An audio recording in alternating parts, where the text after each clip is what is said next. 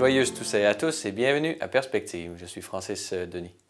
Nous poursuivons aujourd'hui notre couverture du voyage du pape François en Suède.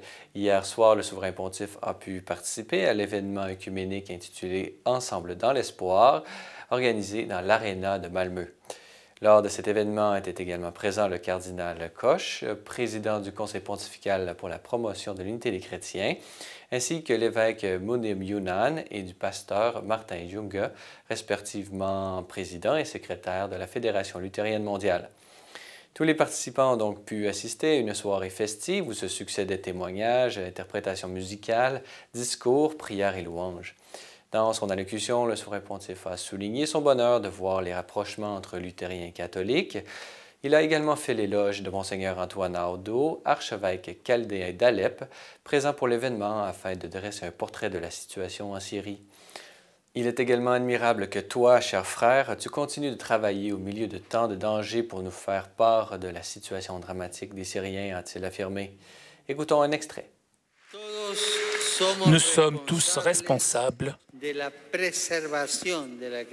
la sauvegarde de la création et de manière particulière, nous, les chrétiens.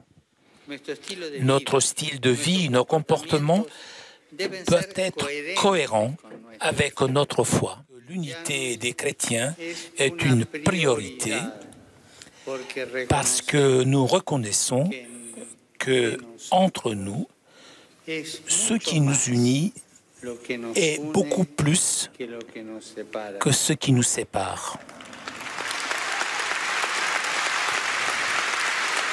Nous, les chrétiens, nous est demandé d'être des protagonistes de la révolution de la tendresse.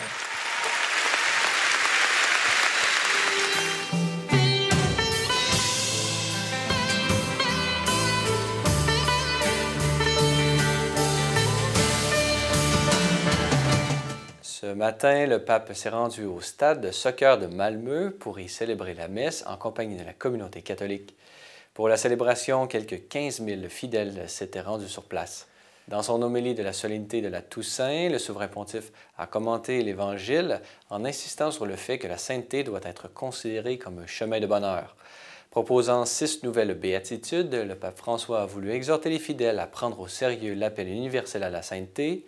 Les béatitudes, a affirmé le pape, sont de quelque manière la carte d'identité du chrétien qui l'identifie comme disciple de Jésus. Écoutons un extrait.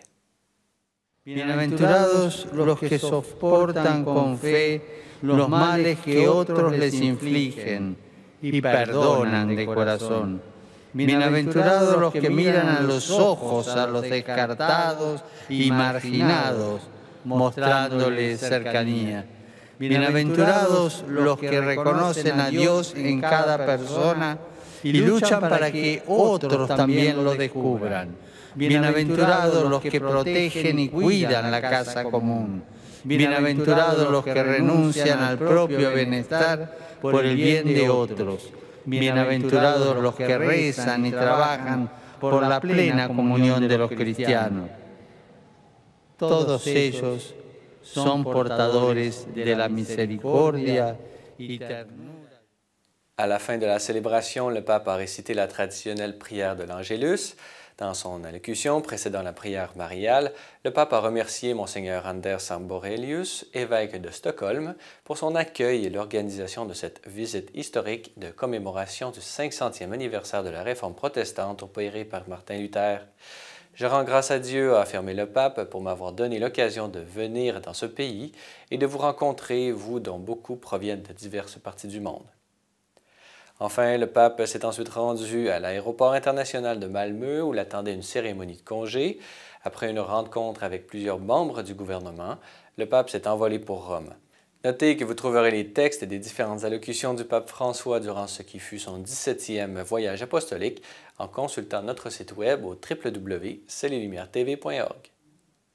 Voilà, c'est tout pour aujourd'hui. Si vous avez des questions ou commentaires, vous pouvez m'écrire à l'adresse qui apparaît à l'écran. Merci d'avoir été des nôtres. À la prochaine!